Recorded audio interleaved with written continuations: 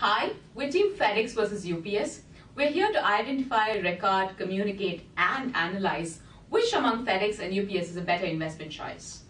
I'm Basha. Vishwas, Neeraj, Vidya. Roger. Join us in our analysis. FedEx was formed in 1971. It was born out of an idea, which was a graduate school paper by Frederick Smith.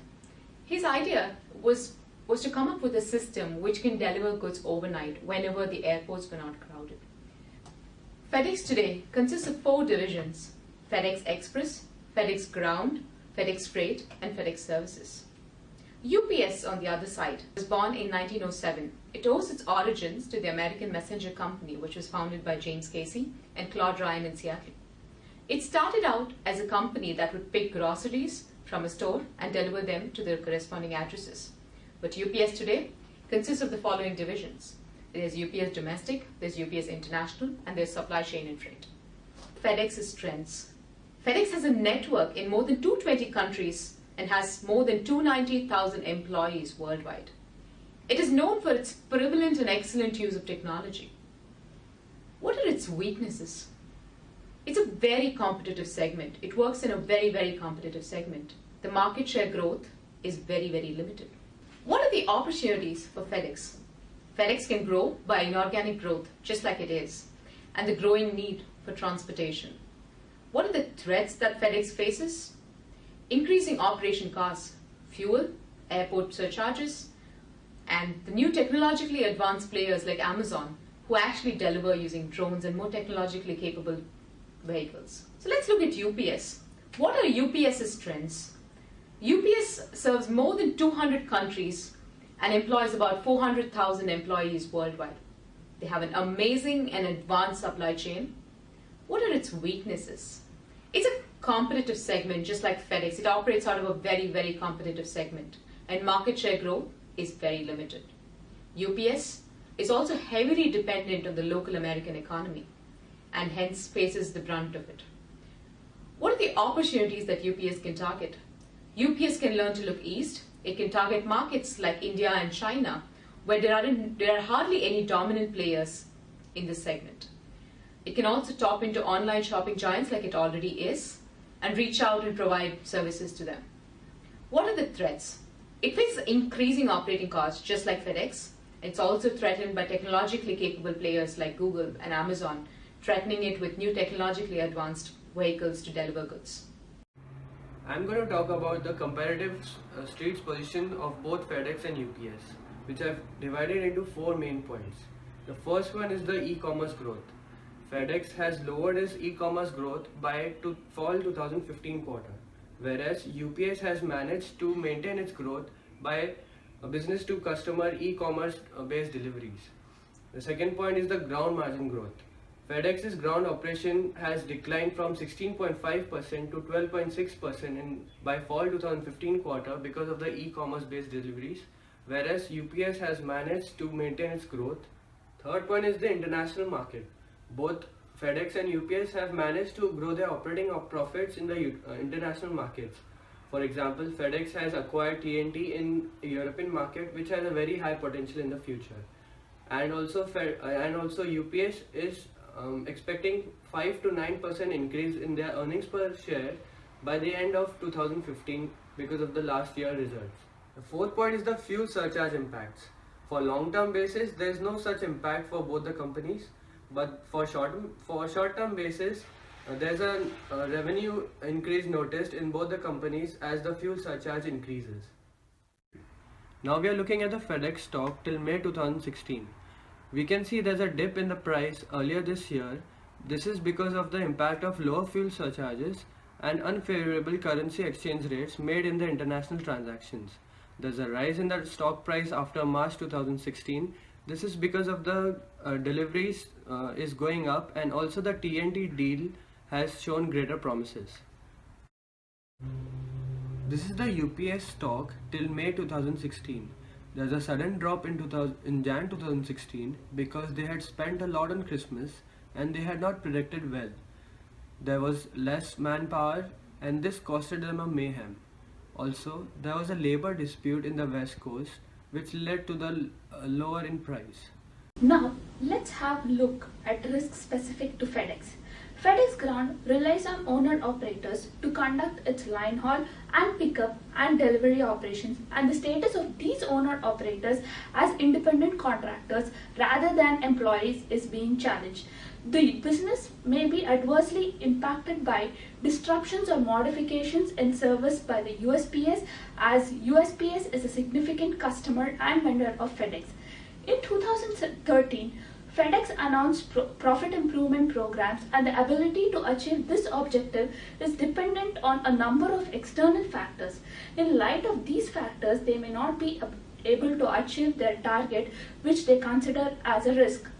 The transportation assets continue to be target of terrorist activities. Governments around the world are adopting stricter security requirements that will increase the operating cost and potentially slow service for the businesses. Hence, this is also a risk. Now, let's have a look at the risks specific to UPS.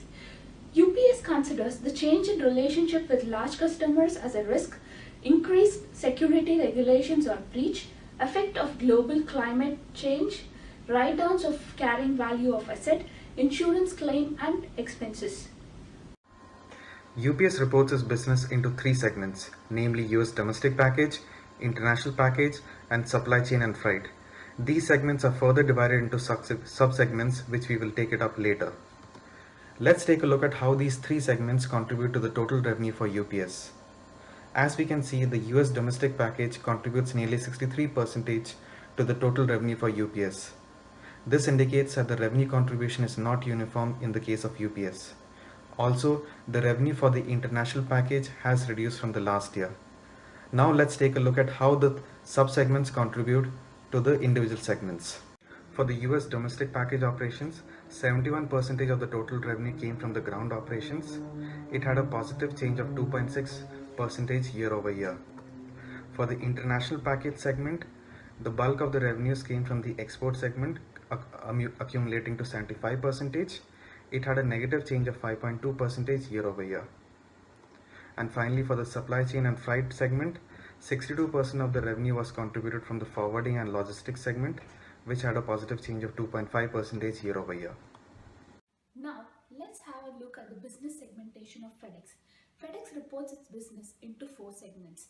FedEx Express, FedEx Ground, and FedEx Freight are its major business line, along with FedEx Services.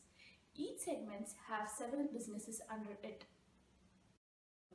Now, let's have a look at the revenue contribution made by these segments. As we can see, more than 50% of the revenue is contributed from FedEx Express segment. Similar to the case of UPS, the revenue contribution is heavily dependent on one of its business lines, that's FedEx Express segment. As you can see in the FedEx Express segment, 94% of its revenue is mainly from its business FedEx Express, which offers US domestic and international shipping services for delivery of packages.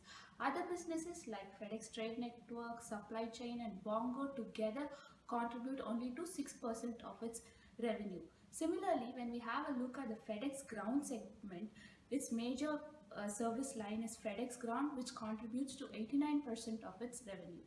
Also, we can see that the revenue has been increasing in all businesses and in all segments compared to the previous year. Let's take a brief look at the executive compensation. We plotted a graph to compare the executive compensation to the net income for both these companies. What we saw was that the compensation handed out at FedEx was much higher than that at UPS. However, over the last 2 years, what we have noticed is that UPS tries to match the change in executive compensation with a change in the net income. Now I'm going to summarize the earning call for UPS. Diluted earnings per share stood at $1.27, which is a 13% increase year over year. Revenue went up by 3.2% for a total of $14.4 billion. Two of the segments reported an increase in revenue, namely the US domestic package by a factor of 3% and the supply chain and freight segment by a factor of 10%. However, the international segment package reported a decrease in revenue by a factor of nearly 2%. The company also paid dividends amounting to $670 million. Now let me present to you the summary of the recent earning calls of FedEx. FedEx had a strong quarter with adjusted earnings of $2.51 per diluted share, up year over year more than 23%. Adjusted consolidated operating margin increased to a healthy 9.2% versus the 8.3% last year. In the Express segment, revenue decreased by 1%, but apart from the Express segment, all other segments saw a revenue increase. FedEx International Economy volume grew by 2%, FedEx Ground revenue increased 30%, and FedEx Freight revenue increased 1%. Apart from this, the liabilities of $204 million was also recognized for the settlement of 19 cases and other owner independent contractor proceedings. Let us discuss horizontal analysis for UPS. Let us look at the income statement first. Even though the income has gone up by $100 million, there is a huge income in operating profit because there is a decrease in the total expenses like compensation, benefit, fuel, and purchase transportation. Because of these things, there is a huge increase in the operating profit. Let us look at one by one. The compensation, even though it has been increased from 2014 to 15, there are two additional items like mark to market and increase adjust compensation which occurred in 2015.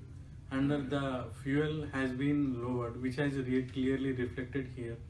And there is a lower purchase transportation because of lower fuel charges and increased forex value. This has resulted in a higher operating income.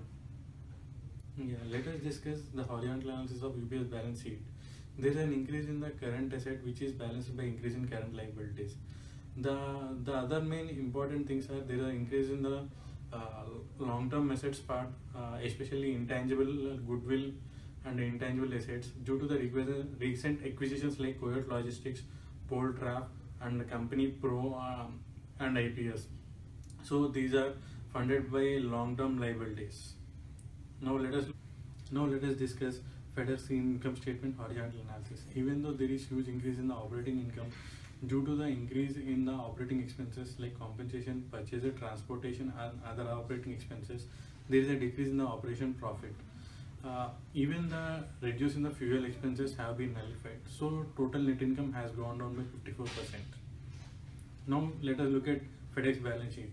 There is a major increase in the current assets, like increase in the cash, especially maybe for TNT acquisition, and there is an increase in the goodwill because of previous acquisitions like Genco and Bongo. But the problem here is not all current assets increase are being funded by current liabilities, which they need to take care. Now we are dealing with the vertical analysis. Let's start with UPS. Coming to the income statement, more than half of the revenue is going into the compensation. This is a careful thing the UPS should need to look into because increasing automation will save a lot of money for them. And when looking at the total operating expenses compared to previous year, they have fared well. This is a good sign if they continue. Now look at balance sheet. The important feature to look in here is the increase in the goodwill because of the acquisitions of like Coyote, Poltraf, and Company Pro and IPS. These these have boosted the goodwill in here. And the one more good factor here is a decrease in the pension on the liability side. Now let us move into FedEx. When compared to UPS, the FedEx has the lower percentage in 30 to 36. There is an increase in the over previous year because two extraordinary factors as I mentioned before. And due to all other expenses, there is a decrease in the overall net income, which is a very undesirable factor here. Look at balance sheet of FedEx for vertical analysis. These people have increased their cash maybe because of purchasing TNT. There is a decrease in property because of the new depreciation policy. There is a decrease in shareholders' equity and increase in debt due to acquisitions. Now let us look at the liquidity ratios for both FedEx and UPS. For UPS, the current assets have been increased from 12 to 13 billion over the past 3 years, and the liabilities have been increased to 6.5 to 10. Due to this, the current ratio overall has been decreased.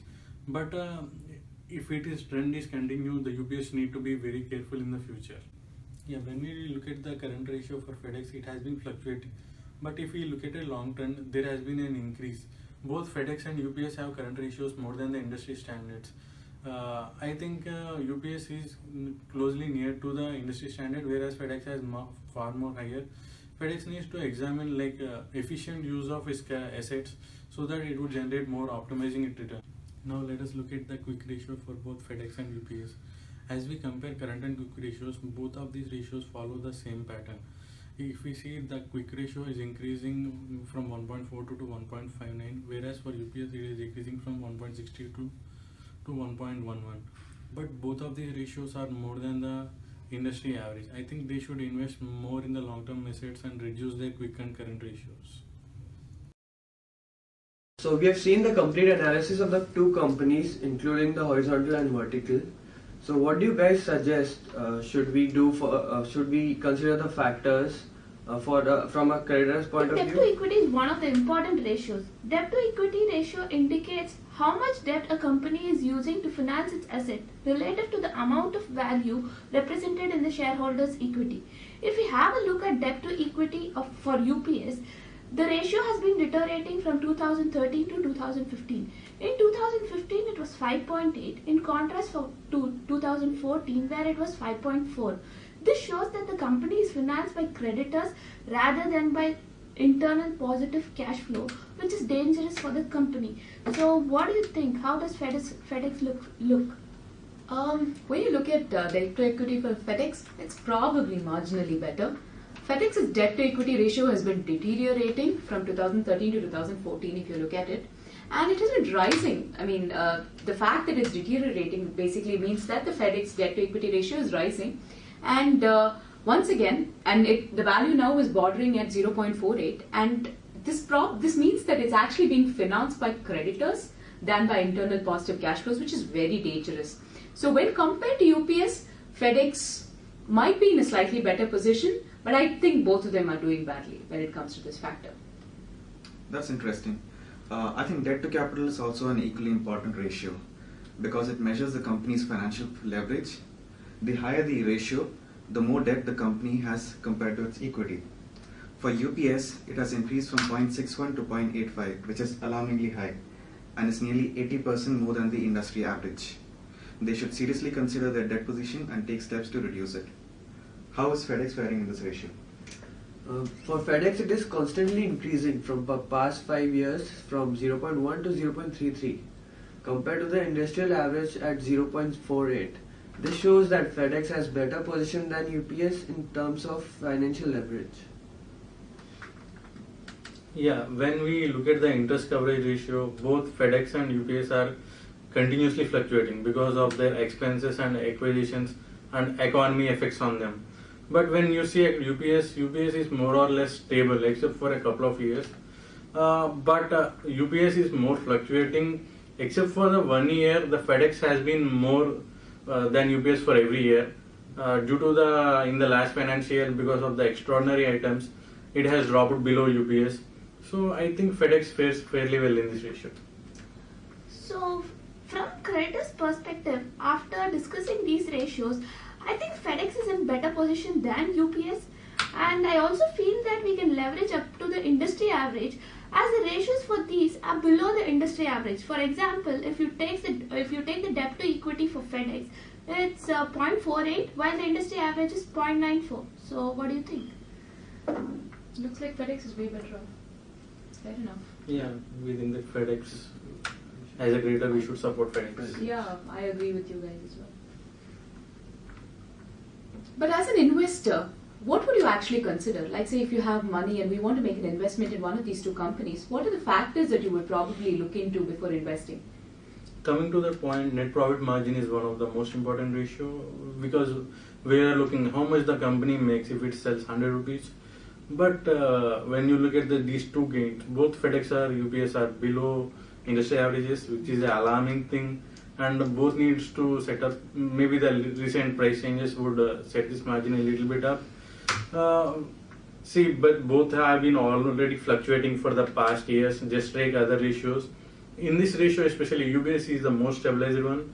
Definitely UPS has an advantage in this ratio.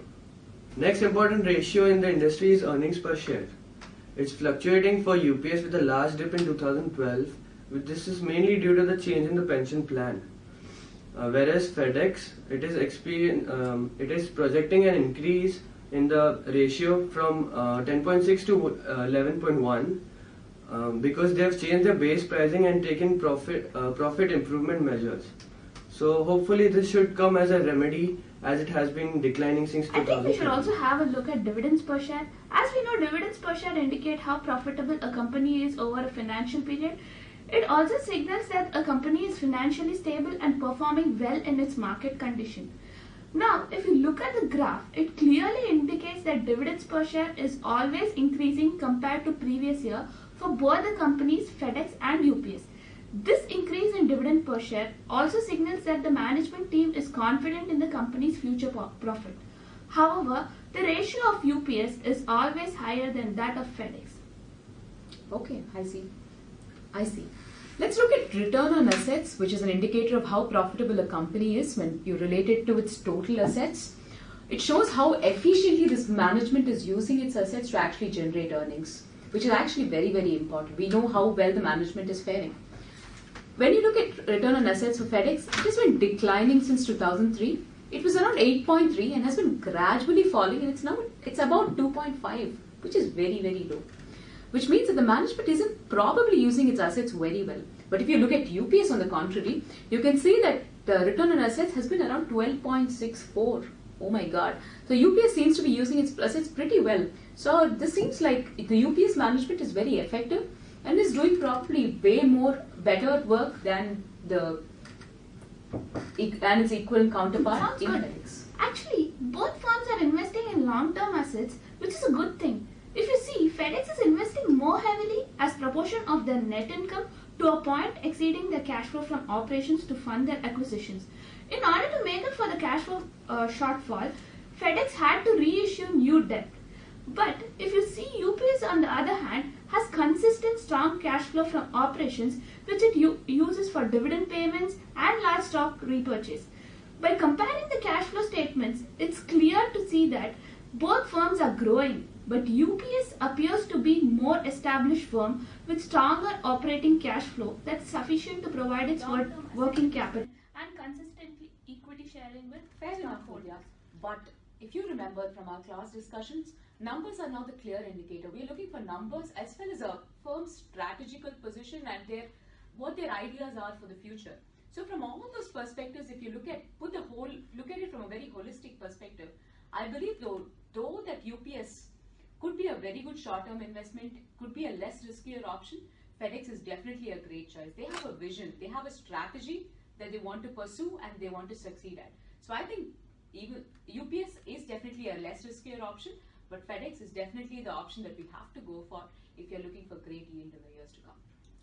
Yeah, I agree with you, Vasha. Taking into consideration the TNT acquisition, it will propel the FedEx growth in Europe, especially. They're growing across the world, not just in America or not just in specific areas. They're growing across the world, which is a great thing. Yeah. What do you guys think? We agree with you. I think it should hit the Indian markets as well. Yes, because we don't have any dominant players in the Indian market. Them moving into China and India would be great. I think FedEx is definitely a great choice for the future and a long-term investment choice as well. Varsha, that was a great point which you mentioned, that numbers just show one side of the picture. We also looked at the business environment for other parameters which could affect both UPS and FedEx. One important parameter is the introduction of retail giants such as Amazon and Walmart. Over time, this new development will impact both FedEx and UPS. Also, FedEx has to put in place a timely succession planning for the founder and CEO Frederick Smith, who's due to retire soon. One of the major points which swung our decision in favor of FedEx was the merger of TNT and FedEx, which would come as a huge blow for UPS since it had tried to acquire the company back in 2012. If FedEx can efficiently integrate TNT into its operations in Europe, then it would position FedEx as a dominant player not only in the US and Asia, but in Europe as well. Fair enough. Just like Roger said and just like Neeraj, Vidya and Vishwas agree, I believe that FedEx is a great investment choice. They are going to grow across the world and it's a great company to invest for in the future and to believe in. So it definitely is the best investment choice among the two options. For both long-term and short-term? for a long-term perspective is what we're discussing, because we are not looking at short-term goals. Our goals are long-term. So definitely from a long-term perspective, we can see great opportunities that FedEx is going to pursue and going to succeed in. UPS may be a less riskier and a better short-term option because it seems to be more of a stable company. But if you are aiming for the stars, go for FedEx. Go FedEx. Absolutely. Yeah.